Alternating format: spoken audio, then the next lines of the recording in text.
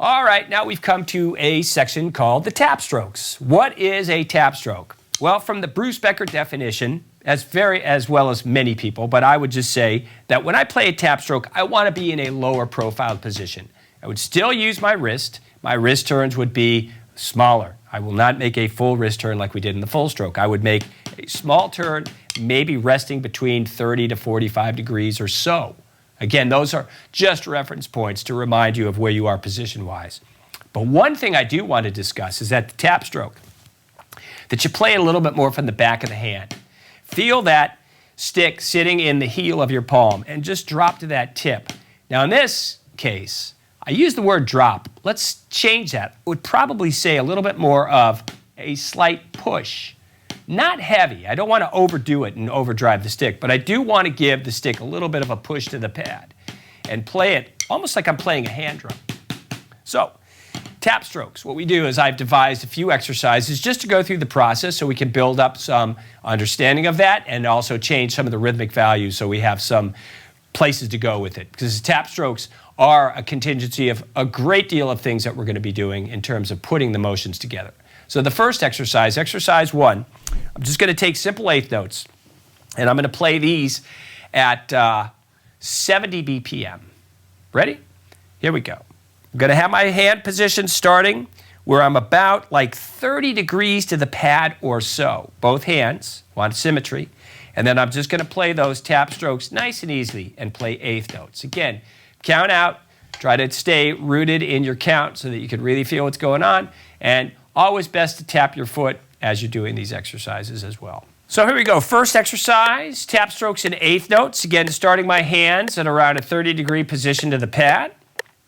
And I'm going to play, nice turn to turn. So you got to watch that you're turning as you're dropping your right hand and then flipping back with your left hand. Here we go. 1, 2, 3, and 4, and 1, and 2, and 3, and 4, and 1, and 2, and 3, and 4, and 1, 2, 1, and 2, and 3, and 4, and. Of course, we want to turn it around and do the left-hand lead. Always try to be an equal opportunity practicer and get a little bit of that left-hand lead. Not that you have to become a left-hand leading player, but it's good to have those sensibilities and bring up the strength and resilience of your left hand.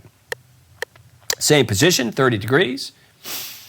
1, 2, 3, and 4, and 1, and 2, and 3, and 4, and 1, 2, 3, and 4, and 1, 2, 1, and 2, and 3, and 4, and 1.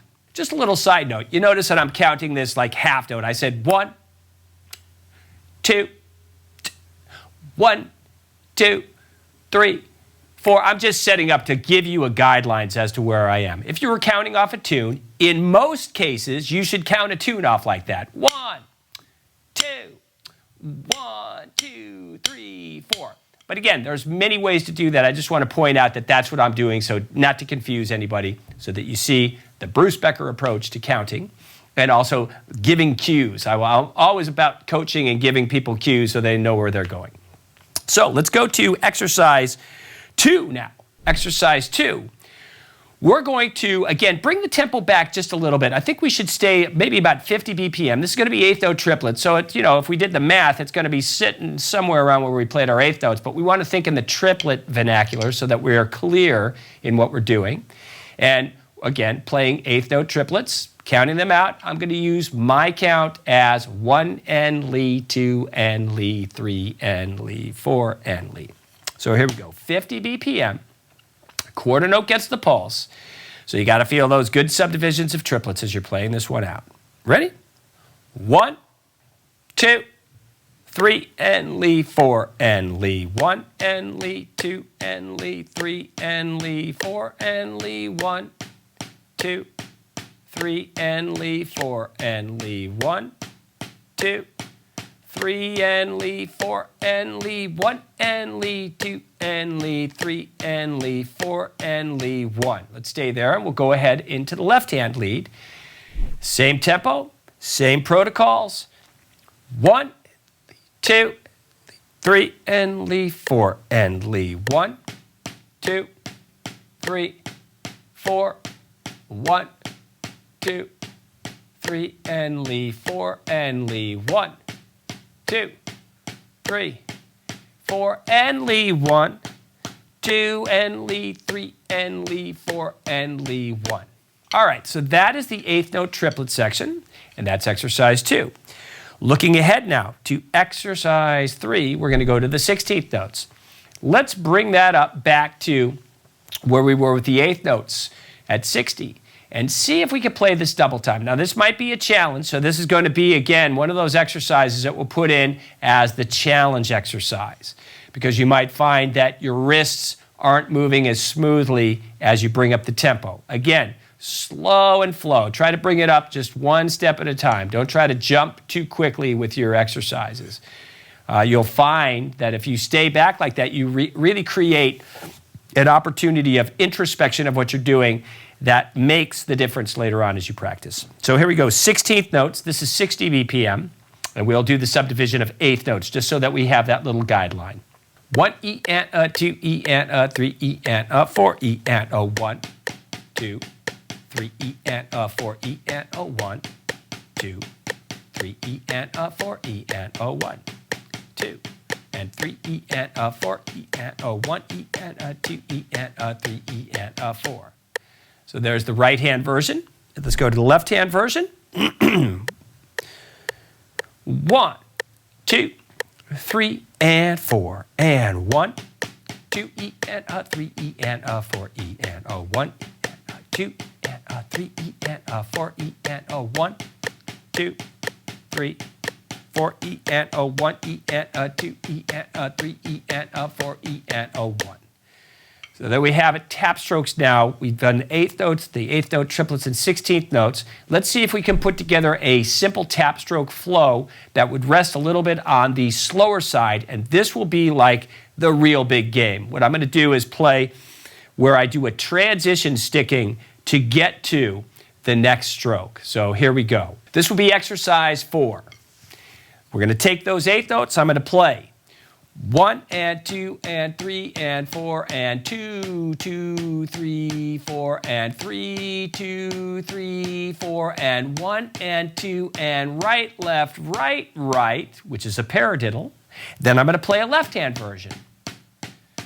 And so when you play that double stroke, we really want to sit inside the hand and make those 2 notes tap strokes. So not any kind of a bounce stroke, really sitting in the idea of what we did as setting up tap strokes. And so we'll play right side to left side, right side to left side. We use that paradiddle sticking on beat 3 to set up changing over to the opposite lead. So here we go. We'll do this at 60 BPM.